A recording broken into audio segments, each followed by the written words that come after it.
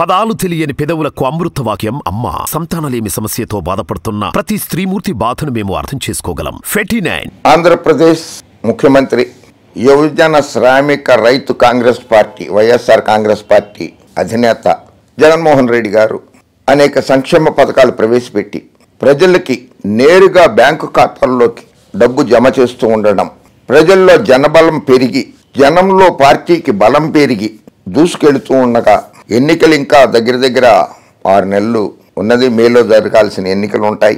మార్చిలో నోటిఫికేషన్ రావచ్చు. జగన్మోహన్ రెడ్డి గారేమో దూకుడుగా శాసనసభ్యుల్ని లోక్సభ సభ్యుల్ని నియోజకవర్గాల మార్పులు చేర్పులు చేర్చుకుంటూ కొత్త అభ్యర్థులకు అవకాశాలు కల్పిస్తూ దూసుకెళ్లిపోతున్నారు.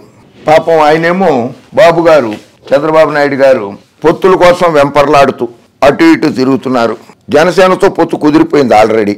ఇంకా కమ్యూనిస్టులు మిగిలి ఉన్నారు. CPI CPM Bharatiya Janata party తోటి విశ్వ ప్రయత్నాలు చేస్తున్నారు. అక్కడి నుంచి ఇప్పటి వరకు ఏం సమాధానం రాలా భారతీయ జనతా పార్టీ నుంచి సానుకూలంగా.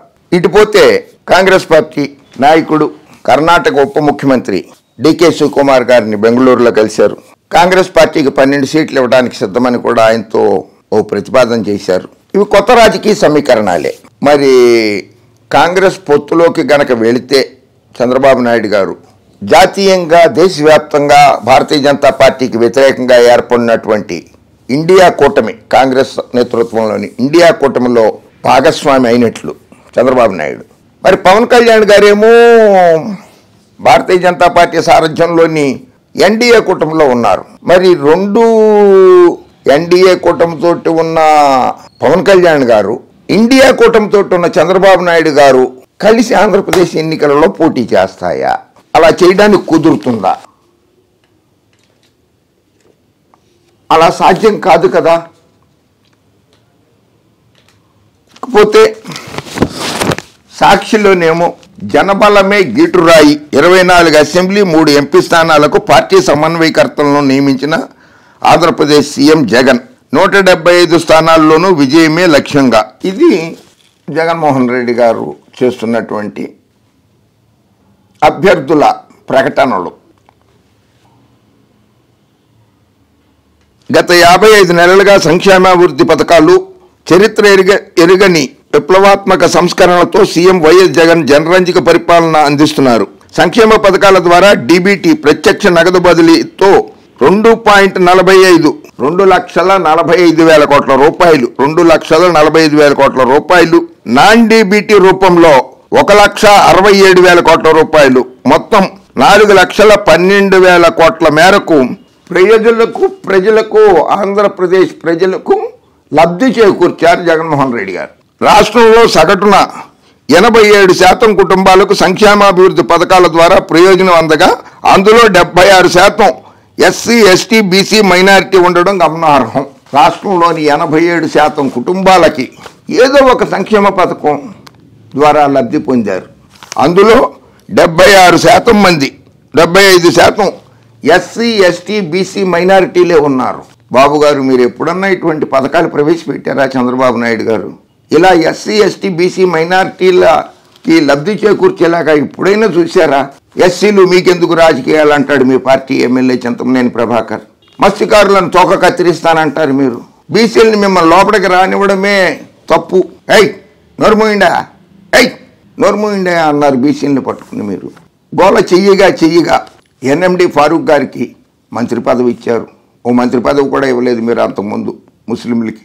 జగన్మోహన్ రెడ్డి గారు ఏకంగా ఉప ముఖ్యమంత్రి పదవి ఇచ్చారు. ప్రతి కుటుంబం, ప్రతి గ్రామం, ప్రతి నియోజకవర్గంలో తీసుకొచ్చిన మార్పులు కళ్ళెదుటే కనిపిస్తున్నప్పుడు 175కు 170 స్థానాల్లోనూ విజయం సాధించడం సాధ్యమేనని పార్టీ శ్రేణులకు సీఎం వైఎస్ జగన్ దిశానిర్దేశం చేస్తూ వస్తున్నారు. చేసిన మంచిని ప్రజలకు చెప్పి వారితో మమేకమై మరింత మేలు చేయడానికి ఆశీస్సులు కోరాలని ఎమ్మెల్యేలు సమన్వయకర్తలకు మార్గనిర్దేశం చేశారు. ప్రజలతో మమేకం కాకుండా వారి మనసు చూడగొనలేని వారికి టికెట్లు ఇవ్వలేనని ఆది నుంచి సీఎం జగన్ తేల్చి చెప్తూ వస్తున్నారు. అది ప్రజల్లో ఎవరైతే సరిగ్గా పనిచేయలేదో, గడప గడపకి ప్రోగ్రాంలో పాల్గొనలేదో, బస్సు యాత్రలో పాల్గొనలేదో అటువంటి వారందరినీ గుర్తించి ఎక్కడెక్కడైతే శాసనసభ్యుల మీద వ్యతిరేకత ఉన్నదో అక్కడ అభ్యర్థులను మారుస్తున్నారు ఆయన. దాని గురించి ఈనాడు పేపర్కి, ఆంధ్రజ్యోతి పేపర్కి భయం ఎందుకు? మీకెందుకు భయం? ఆయన పార్టీలో ఆయన పార్టీ అభ్యర్థులను ఆయన మార్చుకుంటారో అది ఆయన ఇష్టం. మీరు పేపర్లో ఏ వార్త రాయాలో ఎలా రాయాలో అన్నది మీ ఇష్టమైనప్పుడు పార్టీలో ఏ అభ్యర్థికి టికెట్ ఇవ్వాలా ఏ అభ్యర్థికి టికెట్ ఇవ్వద్దా అన్నది ఆయన ఇష్టం కాదా? జగన్మోహన్ రెడ్డి ఇష్టం కాదా? పద్ధతిని కూడా మీరు వ్యతిరేకిస్తారా? ప్రజాస్వామ్యంలో ఉన్నటువంటి పద్ధతిని. అసలు మీకు ప్రజాస్వామ్యం అంటే నమ్మకం ఉందా? పచ్చ మీడియా ఎలాస్ రాష్ట్ర ప్రజలకు చెప్పండి. ప్రజాస్వామ్యం మీద పచ్చ మీడియాకి ఏ మాత్రం గౌరవం లేదు, నమ్మకం లేదు, విశ్వాసం లేదు. ఒకటే చంద్రబాబు రాజ్యాంగము, లోకేష్ రాజ్యాంగం మీదే పచ్చ మీడియాకి నమ్మకం ఉంది. చంద్రబాబుని అధికారంలోకి తీసుకొచ్చేయాలి, లోకేష్ బాబుని అందలం ఎక్కించాలి. దానికోసం ఎంతైనా బరి తెగిస్తున్నారు. అందుకు సాక్ష్యంగా ఇవాళ వాళ్ళ పేపర్లో మార్పులు మంటలు.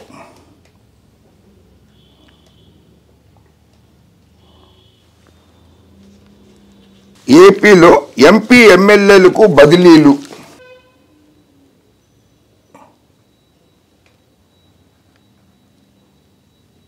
మూడు లోక్సభ 24 శాసనసభ నియోజకవర్గాలకు కొత్త సమన్వయకర్తలు.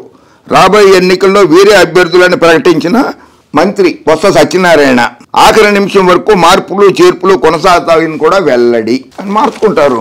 చంద్రబాబు నాయుడు గారికి అటు పవన్ కళ్యాణ్ గారికి ఇది 2 పార్టీలకి 175 మంది అభ్యర్థులు లేరు. కొన్ని 2 పార్టీలు కలిసి పోటీ చేసినా కూడా 2 పార్టీలు తెలుగుదేశం పార్టీ జనసేన పార్టీ కలిసి పోటీ చేసినా కూడా 175 మంది అభ్యర్థులు దొరకరు, వాళ్ళకి లేరు.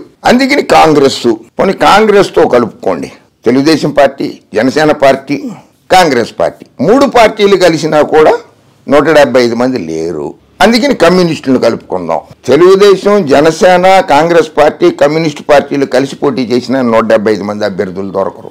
అభ్యర్థులు ఇన్ ద సెన్స్ పార్టీలో ఏదో సామాన్య కార్యకర్తకో ఎవరికో ఒకళ్ళకి టికెట్ ఇవ్వటం కాదు. ఆ లోక్సభ నియోజకవర్గానికి పోటీ చేసేటువంటి సత్తా ఉండాలి, డబ్బులు ఖర్చు పెట్టుకునే సామర్థ్యం ఉండాలి, ప్రజల్లో అభిమానం చూరగొన్న వ్యక్తి ఉండాలి. అటువంటి వాళ్ళని నేననేది. సరే, కాంగ్రెస్ని తీసి పక్కన పెట్టినా కూడా తెలుగుదేశం, జనసేన, భారతీయ జనతా పార్టీ 3 పార్టీలు కలిసినా కూడా 175 మంది అభ్యర్థులు లేరు. రాసి పెట్టుకోండి. హరిబాబు గారేమో గవర్నర్గా వెళ్ళిపోయారు రాష్ట్రానికి. గట్టి పోటీ ఇవ్వగలిగిన ఆయన, విశాఖపట్నం నుంచి గతంలో ఒకసారి లోక్సభ సభ్యుడిగా గెలిచిన ఆయన. పురంధరేశ్వరి గారు ఒక్క ఆవిడ ఉన్నారు రాష్ట్ర అధ్యక్షురాలుగా. సోమరాజు గారు ఉన్నారు, హర్షవర్ధన్ రెడ్డి గారు ఉన్నారు, విష్ణువర్ధన్ రెడ్డి గారు ఉన్నారు. 4-5 ఉన్నారు. మిగిలిన వాళ్ళు ఏరి. 175 శాసనసభ స్థానాల్లో పోటీ చేసే అభ్యర్థుల పేర్లు 175 మంది పేర్లన్నీ ఒక్క పార్టీని, తెలుగుదేశం పార్టీ కానీ, జనసేన పార్టీ కానీ, కమ్యూనిస్ట్ పార్టీలు కానీ, కాంగ్రెస్ పార్టీ కానీ, భారతీయ జనతా పార్టీ కానీ ప్రకటించండి. జగన్మోహన్ రెడ్డి గారు 175 ప్రకటిస్తాడు. మీరు ఒంటరిగా 175 మంది అభ్యర్థుల్ని ప్రకటించండి. This is challenge. Congress party 175 మంది అభ్యర్థుల్ని ప్రకటించండి. జనసేన పార్టీ మీరు కూడా దమ్ము, ధైర్యం, నీతి, నిజాయితీ ఉంటూ 175 మంది అభ్యర్థుల్ని ప్రకటించండి. చంద్రబాబు నాయుడు గారు 45 ఏళ్ల రాజకీయ ప్రస్థానం అంటారు. 14 సంవత్సరాలు ముఖ్యమంత్రిగా, 10 సంవత్సరాల నుంచి ప్రతిపక్ష నాయకుడిగా చేశానని చెప్పి గొప్పలు చెప్పుకుంటారు. జాతీయ నాయకుడిని చెప్పుకుంటారు. ప్రధానమంత్రుల్ని, రాష్ట్రపతుల్ని చేశానని ప్రగల్భాలు పలుకుతూ ఉంటారు. 175 మంది అభ్యర్థుల్ని పోటీలోకి దించలేక పొత్తుల కోసం వెంపర్లాడుతున్న రాజకీయ నాయకుడు చంద్రబాబు నాయుడు. ఇందులో లోక్సభ నియోజకవర్గాలు కూడా మార్చారు. అనంతపురం తలాలి రంగయ్య గారిని మార్చి ప్రస్తుతం మంత్రిగా ఉన్నటువంటి మాలగడ్ల శంకరనారాయణ గారికి, హిందూపురంలో గోరంట్ల మాధవ్ గారిని తప్పించి జోలదరాశి శాంత గారికి, అరకు ఎస్టీ నియోజకవర్గం నుంచి గొడ్డేటి మాధవిని తప్పించి కొట్టగొళ్ళి భాగ్యలక్ష్మి గారికి ఇచ్చారు. వీళ్ళల్లో మళ్ళీ ఆ మార్చిన వాళ్ళల్లో ఒక్క గోరంట్ల మాధవ్కి తప్ప మిగిలిన వాళ్ళకి శాసనసభ్యులుగా అవకాశాలు కల్పించారు. ఎందుకంటే గోరంట్ల మాధవ్ గారి మీద ఇప్పుడు ఒక వీడియో వైరల్ అయిపోయింది. అందుకని ఆయన్ని తప్పించాల్సిన పరిస్థితి, తప్పని పరిస్థితుల్లోనే తప్పించాల్సి వచ్చింది గోరంట్ల మాధవ్ గారిని. పార్టీ ఇమేజ్ దెబ్బతింది. ఆయన కూడా, గోరంట్ల మాధవ్ గారు కూడా వ్యక్తిగతంగా ప్రతిష్ట కోల్పోయారు కనుక ఆయన్ని తప్పించాల్సి వచ్చింది. సాధారణంగా ప్రభుత్వ, ప్రైవేటు ఉద్యోగులకు బదిలీలు ఉంటాయి. కానీ వైఎస్ఆర్ కాంగ్రెస్ పార్టీ తమ సిట్టింగ్ ఎమ్మెల్యేలు, ఎంపీలకు ఒక నియోజకవర్గం నుంచి మరో నియోజకవర్గానికి బదిలీ చేసింది. చంద్రబాబు నాయుడు బదిలీ కాలేదా? చంద్రగిరి శాసనసభ స్థానం నుంచి పోటీ చేసి కుప్పం శాసనసభ స్థానానికి వెళ్ళాడే, అది బదిలీ కాదా? దాన్ని ఇంగ్లీష్లో ట్రాన్స్ఫర్ అంటారు, అంతే కదా రామోజీ గారు? అది బదిలీ కదా? ఎన్టీ రామారావు గారు మీరు బాగా ప్రచారం ఇచ్చారు కదా. విశ్వవిఖ్యాత నట సార్వభౌమ నటరత్న డాక్టర్ పద్మశ్రీ నందమూరి తారక రామారావు గారు గుడివాడ, హిందూపురం, నల్గొండ నుంచి పోటీ చేశారు. ఆయన ఆయన మరి ఆ రోజుల్లో ఆయనంతటా ఆయనే బదిలీ చేసేసుకున్నాడు, ఆ పార్టీ అధ్యక్షుడు అయ్యి ఉండి. లేకపోతే పార్టీ ప్రధాన కార్యదర్శిగా ఉన్నటువంటి చంద్రబాబు నాయుడు గారు బదిలీ చేశారు ఆయన్ని. చిత్తరంజన్ దాస్ గారి చేతిలో ఓడిపోయారు కదా మహబూబ్ నగర్ జిల్లా నియోజకవర్గంలో నుంచి పోటీ చేసి కల్వకుర్తిలో. మరి కల్వకుర్తిలో కూడా పోటీ చేశారు ఆయన. ఎన్టీ రామారావు గారు బదిలీ అయినట్టు కాదా? పవన్ కళ్యాణ్ గారు భీమవరం నుంచి పోటీ చేశారు, గాజువాక నుంచి పోటీ చేశారు. మరి ఆయన బదిలీ అయినట్టు కాదా? పాలకొల్లులో పోటీ చేయకుండా అక్కడ పోటీ చేశారు 2 చోట్ల. పవన్ కళ్యాణ్ గారు బదిలీ అయినట్టు కాదా? ఎందుకు వైఎస్ఆర్ కాంగ్రెస్ పార్టీ మీద ఇట్లా దుష్ప్రచారం చేస్తారు రామోజీరావు గారు? అందుకని మీ పేపర్ కొంటాం మానేశారని ఉచితంగా తెలుగుదేశం పార్టీ కరపత్రం లాగా ఇంట్లో ఇళ్లకి ఫ్రీగా వేస్తున్నారా? లెక్క చెప్పమంటే చాలా చెప్తాం. చంద్రబాబు నాయుడు గారు ఎన్ని బదిలీలు చేశాడనేది. శాసనసభ్యుడిగా మంత్రిగా ఉన్నటువంటి చిత్తూరు జిల్లాకి చెందిన ఎన్ శివప్రసాద్ చంద్రబాబు నాయుడు గారి క్లాస్మేట్. ఆయన్ని లోక్సభకు మార్చలేదా? లోక్సభ సీటు ఇచ్చి ఎంపీగా గెలిపించలేదా? ఆయన్ని బదిలీ చేయలేదా? అది బదిలీ కాదా? ఆంధ్రప్రదేశ్ ప్రభుత్వ సలహాదారు సజ్జల రామకృష్ణారెడ్డితో కలిసి ఏపీ మంత్రి బొత్స సత్యనారాయణ ఈ పేర్లు ప్రకటించారు.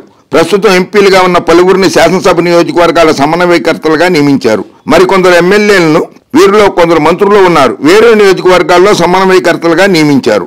మరికొన్ని చోట్ల కొత్త వారికి చోటిచ్చారు. అది జగన్మోహన్ రెడ్డి గారి ఇష్టం, అది ఆయన పార్టీ.